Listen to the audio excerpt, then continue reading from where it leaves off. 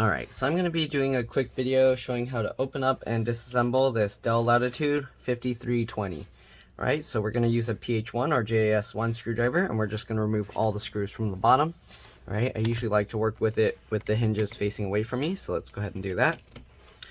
Alright, it looks like the screws actually stay in place, so you don't have to really keep them in order.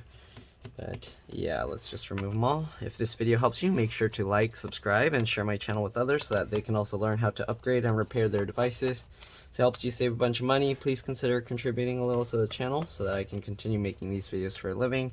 These are customer computers, but as I continue to put out more and more videos, I actually end up with less and less work as people are able to upgrade and repair their own devices. So yeah. Alright, anyways, once we get all those screws out, we're going to pull the cover off. So if you can't find a way in, you can actually probably do this with a suction cup. Let's give that a shot. So let's try and pull this up. And actually, maybe not. This one's pretty tough to pop out.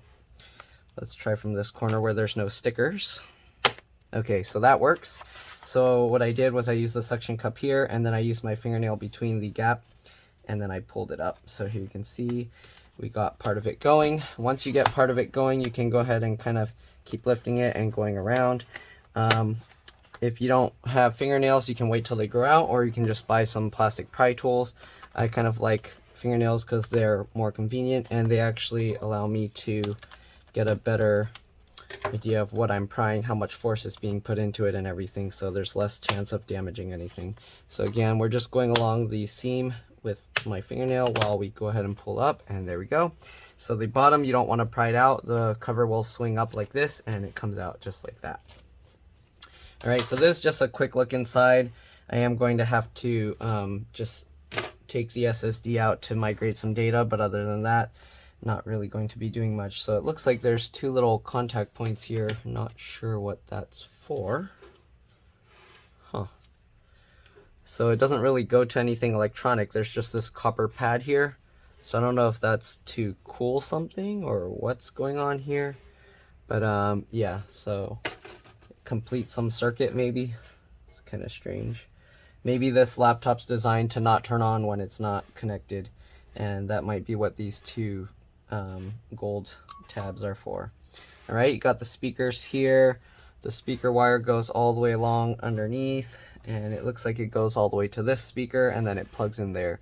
If you're not sure how to disconnect these cables, watch a few of my other videos, especially the older ones. I show how to disconnect a lot of these things. This battery connector, I've never seen one like this before, so I'm not 100% sure, but it looks like you would flip up this plastic tab here, and then you would just pull this straight up. Again, I'm only doing an SSD thing, so I'm not going to be taking everything out of this computer. Alright, let's see. I don't know if there's RAM under here. Let me see if I can pop this up actually. So I'm going to get underneath this metal cover and just pop these up. And I kind of just want to see if there's a replaceable stick of RAM, but it doesn't look like it. Nope, there's just some little circuitry components in there, so we're going to leave that alone. Close that up. Doesn't look like there's replaceable RAM on this model. I don't know, they put all these little metal plates. I'm guessing they hide like memory components or other circuitry under there. Then you got all these other little connectors, most likely for keyboard, trackpad, and stuff like that. Again, I don't want to mess around with it. I think this small one goes to this board here, which is for the LED. Alright, and you got the wireless card here. Again, this is just kind of a quick look inside. I don't want to mess around too much with this computer since the customer just needs me to transfer data. Here you go, there's the fan connector there. Alright, wireless antennas going under. There's a connector right here as well, most likely for the camera or maybe touchscreen if this has touchscreen. Alright, it says SENBD1, so sensor board. I don't know what that is. Yeah, alright, there's not much else. USB-C ports are soldered to the board, so if you break those, you can't fix them. You got the LCD or LVDS connector underneath this metal plate here. One screw holding it. It looks like this likely hooks underneath the motherboard.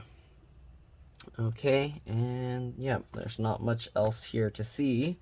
The battery connector actually comes away from the battery, so if you replace the battery, battery model is right here, 7FMXV.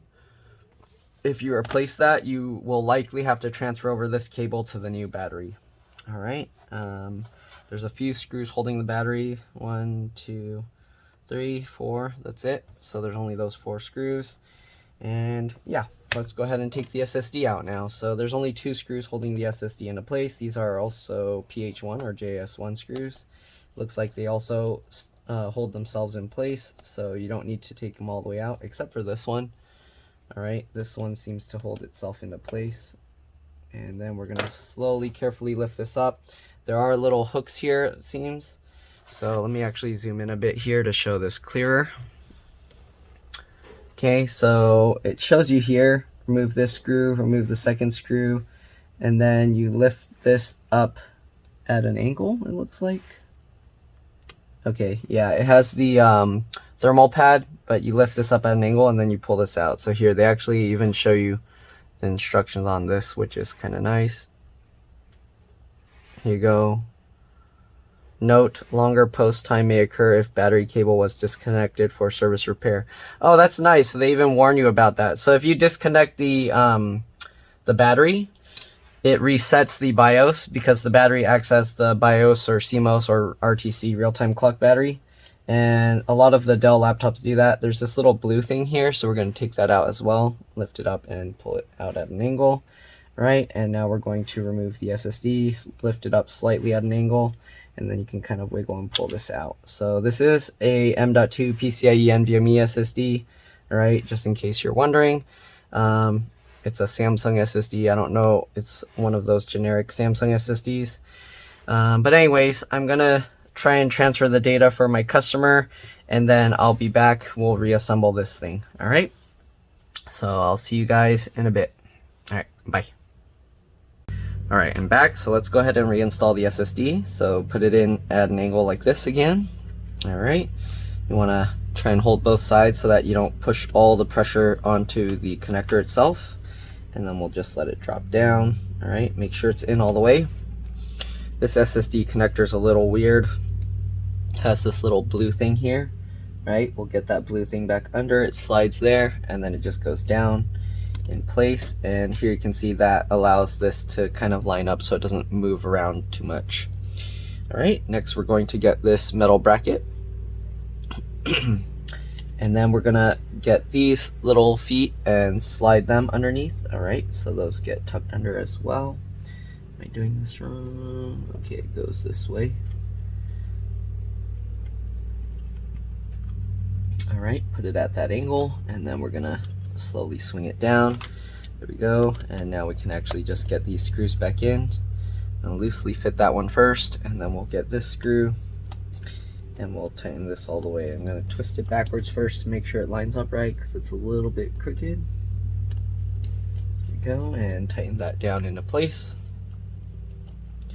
All right, and then tighten that one back down into place. And that's pretty much it. Let's go ahead and put the cover back on. Let's zoom out. Okay, get this into place. And just like before, we're gonna put the bottom side in first, because it goes in at that angle. All right, so get those bottom feet in, and then slowly swing it down. Make sure that these side edges are lined up properly.